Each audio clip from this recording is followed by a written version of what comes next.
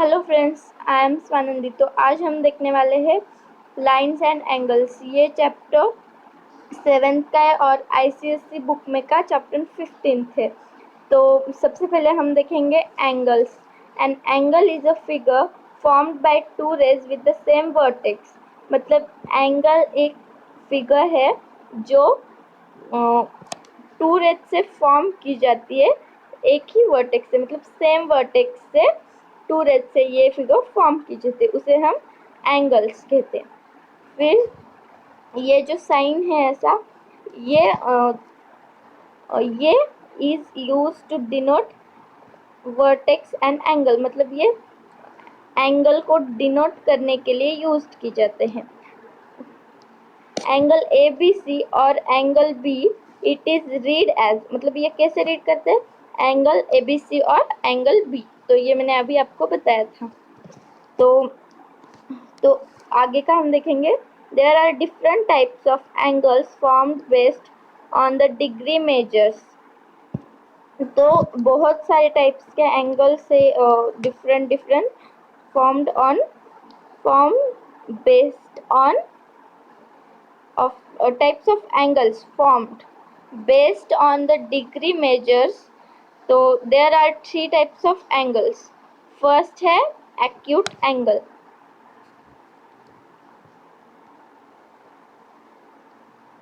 तो ये फर्स्ट जो है वो है acute angle, तो वो हम देखेंगे।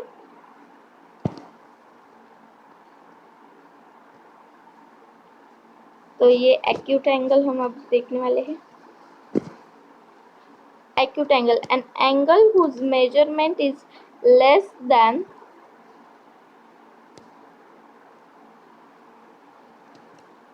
तो अब acute angle हम देखेंगे। तो चलिए देखते हैं एक्यूट एंगल क्या होता है। an angle whose measurement is less than 90 degree, then that angle is called as acute angle। तो उसे हम acute angle कहते हैं। तो measurement is less than 90 degree, then that angle is called acute angle। Okay, तो उसे हम acute angle कहते हैं। तो नेक्स्ट टाइप हम देखेंगे राइट एंगल। तो राइट एंगल क्या होता है, an angle whose measurement is 90 degree, an angle whose measurement is 90 degree, then that angle is called as right angle. तो उसे हम राइट एंगल कहते हैं। तो उसे हम क्या कहते हैं, राइट एंगल। तो अब नेक्स्ट पार्ट देखते हैं, मतलब कि नेक्स्ट जो एंगल है वो देखते हैं। Obtuse angle, an angle whose measurement is greater than 90 degree is called obtuse angle। तो जिसकी मेजरमेंट ग्रेटर देन 90 डिग्री है उसे हम कहेंगे ऑब्ट्यूज एंगल, उसे हम कहेंगे ऑब्ट्यूज एंगल। फिर फोर्थ देखते हैं straight angle, an angle whose measurement is 180 degree, then that angle is called straight angle। तो उसे हम क्या कहते हैं, स्ट्रेट एंगल। जिसके मेजरमेंट 180 डिग्री होते हैं तो उसे हम कहते हैं स्ट्रेट एंगल। तो उसे हम कहते हैं स्ट्रेट एंगल। तो नेक्स्ट देखेंगे reflex angle, an angle whose measurement is in between 180 and 360 degree. तो उसकी मेजरमेंट 180 एंड 360 डिग्री में होती है, तो उसे हम कहते हैं रिफ्लेक्स एंगल। तो उसे हम क्या कहते हैं, रिफ्लेक्स एंगल। ओके, तो अब नेक्स्ट देखेंगे। चलिए नेक्स्ट देखते हैं। तो नेक्स्ट है कंप्लीट एंगल। तो अब हम देखेंगे कंप्लीट एंगल।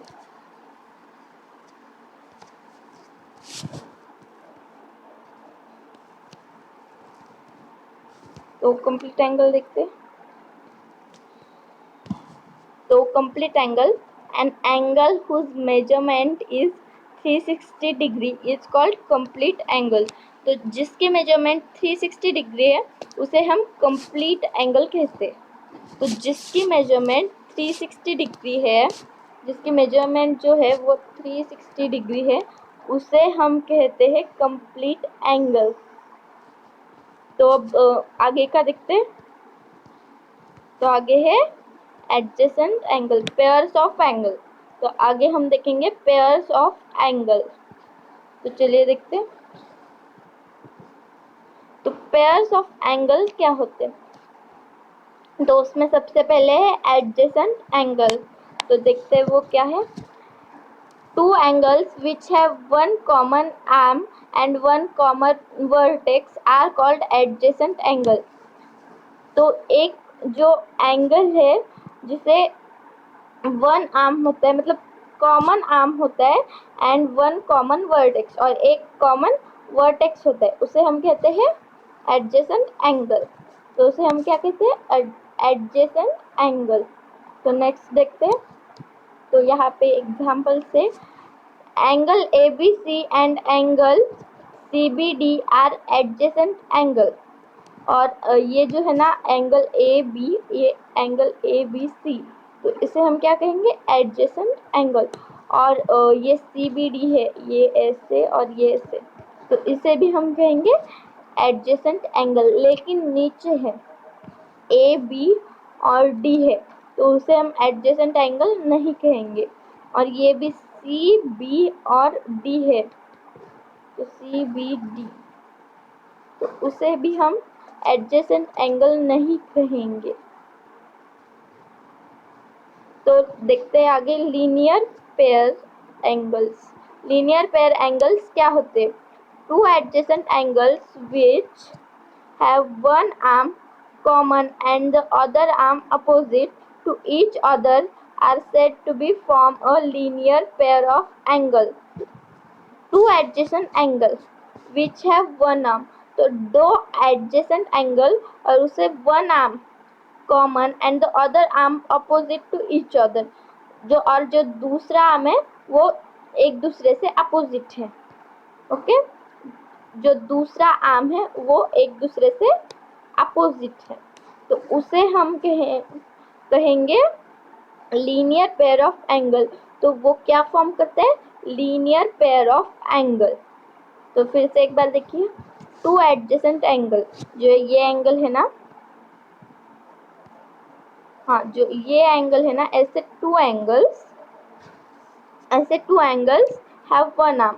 लेकिन ये जो एंगल है इन्हें सिर्फ दोनों एंगल को मिला के सिर्फ एक आर्म कॉमन, तो दोनों में एक arm common and the other arm opposite, और जो अदर आर्म है वो अपोजिट टू ईच अदर, मतलब एक दूसरे से अपोजिट है, are said to be form a linear pair of angle. तो वो क्या फॉर्म करते हैं? Linear pair of angle.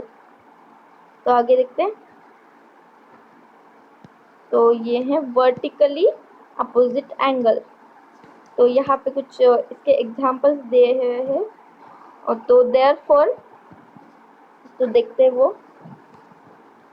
Therefore angle AOB plus angle BOC, मतलब ये AOC, यहाँ पे जो है ना ये AOC एंड एंगल यहाँ पे कौन सा कहा गया?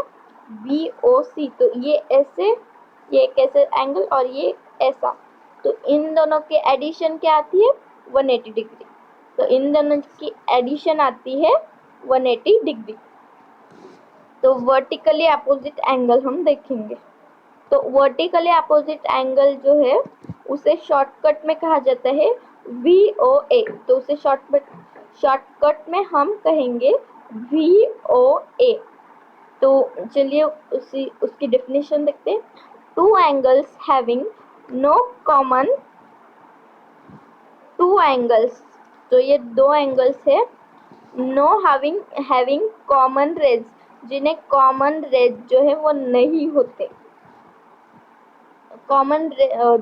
Two angles having no common rays formed by two intersecting lines are called vertically opposite angles।